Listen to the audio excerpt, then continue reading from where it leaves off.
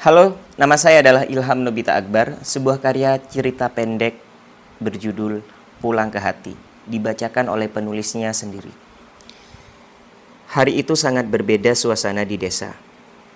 Angin berhembus pelan, mengantarkan aroma ketupat dan opor dari dapur-dapur warga.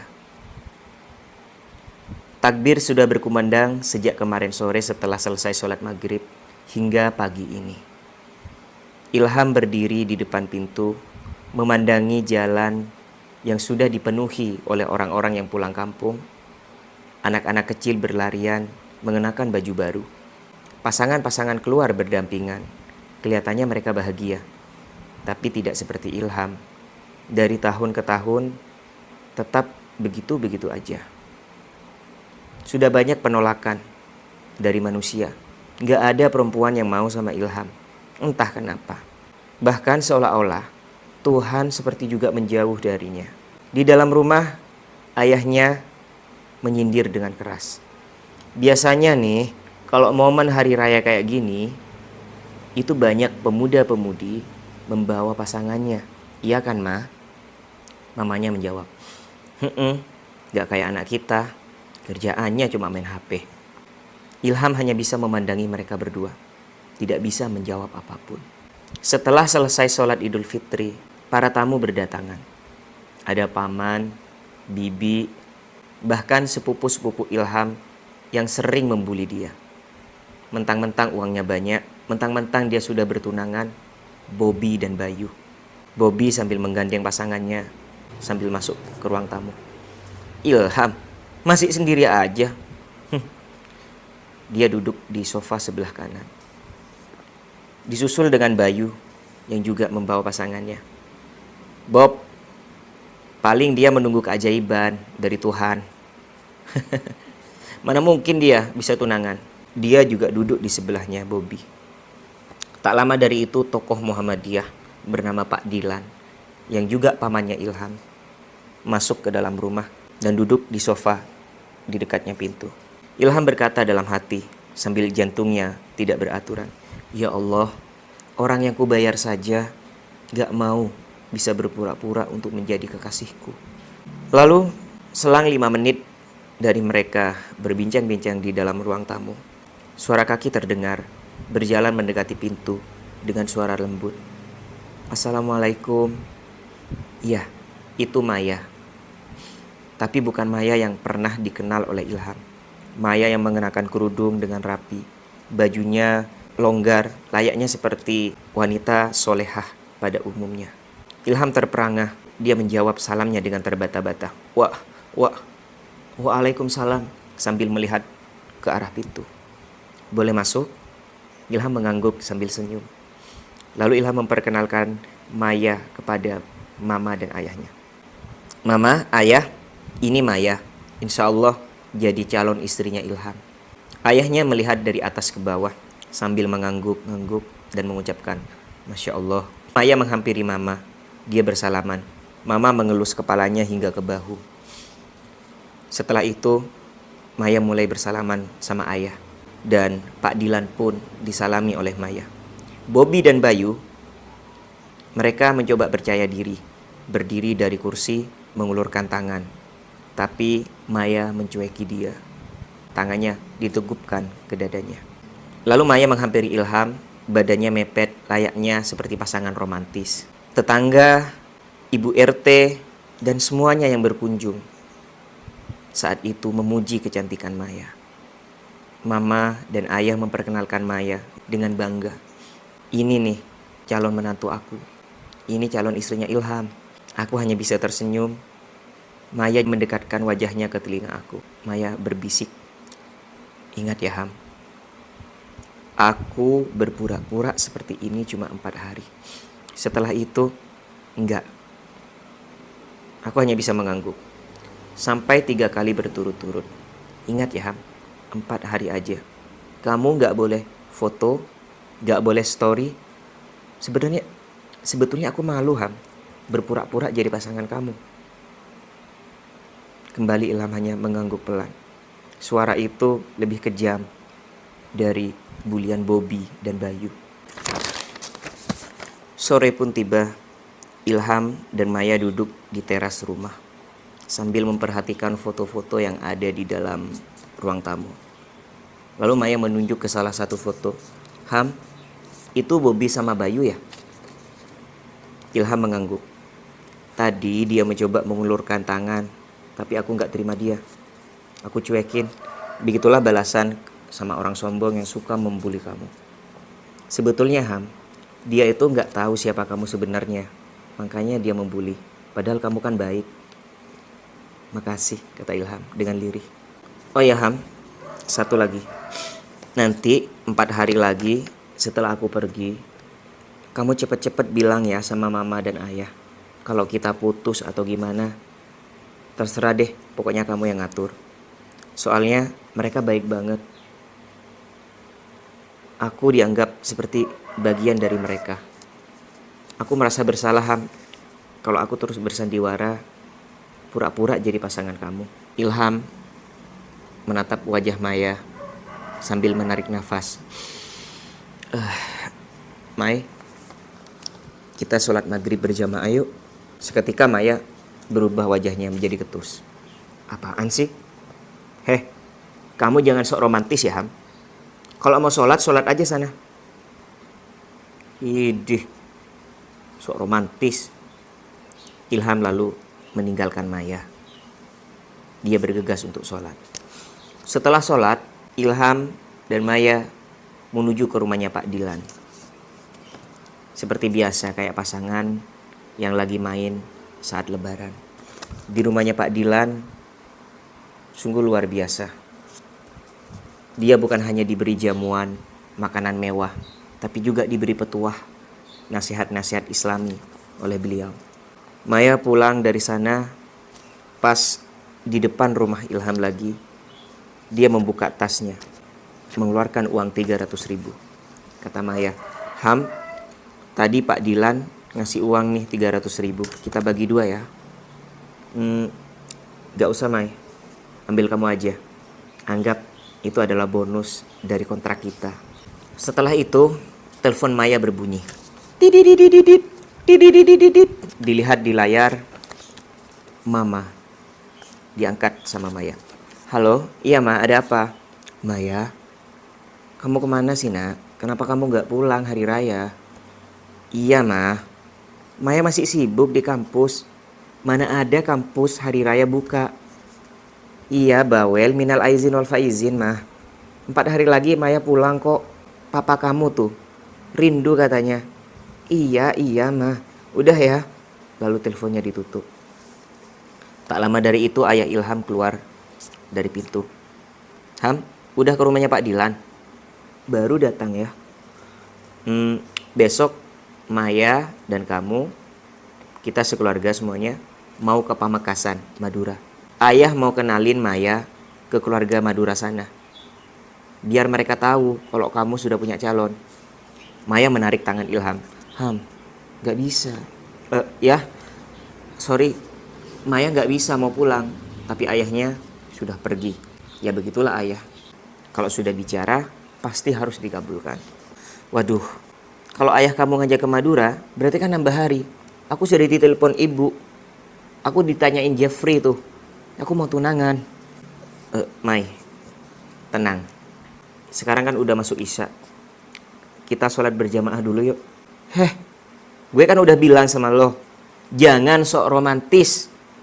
Tapi kan aku cuma ngajak, Mai. Gak ada ajak-ajakan. Aku bisa sholat sendiri. Sana kamu sholat sendiri. Gak usah jamaah-jamaahan. Ilham hendak pergi lalu dipanggil lagi sama Maya. Ham, tunggu. Apa? Kamu bilang bahwa Allah seolah-olah menjauh dari kamu. Tapi kenapa sih kamu tetap nyembah sama dia? Ilham tersenyum. Dia berkata, Mai, terus kalau Allah jauh, kita ikut menjauh gitu. Justru ketika Allah terasa jauh, kita harus mendekatkan diri kepadanya. Siapa tahu dari sujud-sujud kita, Allah akan kembali menjamah. Maya terperangah. Kata-kata itu tidak pernah didengar oleh lelaki siapapun. baru Ilham yang mengucapkan seperti itu. Keesokan harinya, perjalanan ke Pamekasan Madura memang betul-betul terjadi. Maya duduk di mobil paling belakang, kepalanya menyender ke kaca sambil melihat jembatan Suramadu dan membuang unek-unek yang membuat kepalanya sangat begitu pusing. Sesampainya di Pamekasan, langsung disambut dengan keluarga besar yang ada di sana. Ada Bibi, Pak D, pokoknya semuanya keluar dan menyambut Maya, Ilham, dan ayah mama. Mana pasangannya Ilham? Yang ditanya itu pertama kali. Oh, ini pasangannya Ilham. Wah, cantiknya, Masya Allah, Ilham pintar sekali ya milih pasangan. Jadi, kamu asli mana sayang? Maya sambil senyum menjawab, Maya asli Jember. Jember mana? Kampung Arab. Setelah itu datang Bibi Rika, memegang tangannya si Maya dan berkata, Mai, kamu itu kenal di mana sih sama Ilham? Padahal dia gak pernah punya cewek loh. Ingat ya, Bibi udah sayang sama kalian berdua. Kalian jangan putus. Bibi minta kamu terus sampai hari H, sampai nikah. Oke, Mai? Maya saat itu cemberut. Hatinya terasa teriris karena semua itu adalah sandiwara. Ingat loh, Mai, salah satu dari Pak D juga bilang, saya titip Ilham. Ya, Maya, ditepuk bahunya. Maya tetap cemberut. Makanan di sana sangat begitu mewah. Ada es krim, es buah, ada es cendol, ada air putih, maksudnya aqua ya, bukan air. Terus ada sate kambing, ada bebek Madura ya, bebek goreng maksudnya. Ada soto Madura, wah luar biasa di sana makanannya. Setelah makan-makan, Maya duduk sambil menghadap ke kebun mangga yang ada di depannya. Lalu ada salah satu anak kecil yang menghampiri Maya. Dia keponakan Ilham, namanya Bima. Bima memberikan biskuit sambil berkata, Bima itu umurnya 7 tahun. Kakak Maya, Tante Maya, ini biskuit untuk kamu. Dan tiba-tiba keponakan Ilham itu duduk di pangkuan Maya. Kepalanya mendongak, Maya melihat dan seketika Maya mengeluarkan air mata sambil memeluk anak kecil tersebut. Dia nangis, air matanya keluar, histeris. Pokoknya air matanya membasahi pipinya gitu. Ilham menghampirinya. Anak itu turun dari pangkuannya dan bahunya Ilham dipeluk oleh Maya tanpa ia sadari. Nangis terus. Akhirnya karena di sana itu bukan tempat menginap kami menginap di rumahnya Bibi. Sampai di rumahnya Bibi, saat kita berduaan dengan Maya, Maya tetap menangis dan masih ada sisa-sisa air mata, tapi nggak kayak tadi. Ilham memberanikan diri, lalu dia bertanya, Mai, kenapa kamu nangis? Maaf ya, tadi aku nggak sempat nanya. Keponakan kamu menjawab dengan lirih. Bima, kenapa dia nakal ya? Bima mengingatkan aku sama adik aku yang umur 7 tahun saat kita miskin. Dia meninggal. Dia sakit demam berdarah.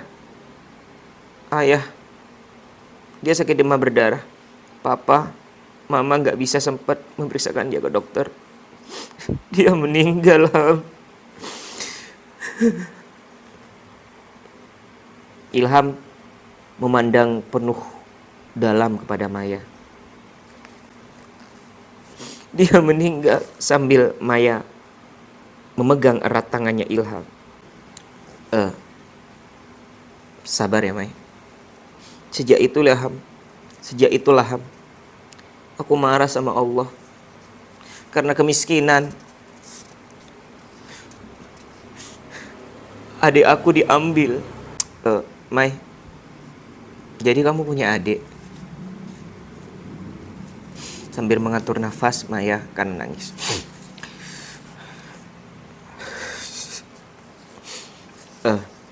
Mai, sabar ya. Maaf aku kalau banyak tanya tentang kamu. Sebetulnya keluarga kamu itu seperti apa sih? Keluarga aku, sambil mengatur nafasnya kan. Keluarga aku Ham, dari kalangan orang punya loh. Bapak aku pengusaha, dia orang kaya. Tapi semenjak aku marah sama Allah, dan aku juga marah sama mereka berdua. Mai, kamu jangan marah sama Allah, karena Allah itu Sang Maha. Kita adalah makhluknya. Aku juga pernah kok marah sama Allah, karena aku sering ditolak perempuan. Tapi percuma, Mai. Justru kita makhluk, kita harus mendekat kepadanya. Sudah ya, sabar ya. Ham, besok kita udah pulang ya? Iya, Mai. Besok kita udah pulang. Sambil memegang tangannya Ilham. Ilham kan hendak pergi tadi. Ham, katanya, disuruh duduk lagi. Jadi duduk Ilham. Kapan ya kita bisa kesini lagi? Aku pasti kangen dan rindu momen-momen yang ada di sini. Ilham menatap Maya penuh kebingungan. Kontrak kita mau dipanjangin, Mai. Bukannya kamu tadi bilang harus cepat-cepat diakhiri? Lalu telepon berbunyi. Terlihat di layar Jeffrey berkedip-kedip. Tilililit, tilililit, tilililit. Jeffrey nelpon, kata si Ilham. Ham, kalau aku pulang ke Jember, aku pasti akan dilamar sama Jeffrey. Tapi kalau aku bertahan di sini,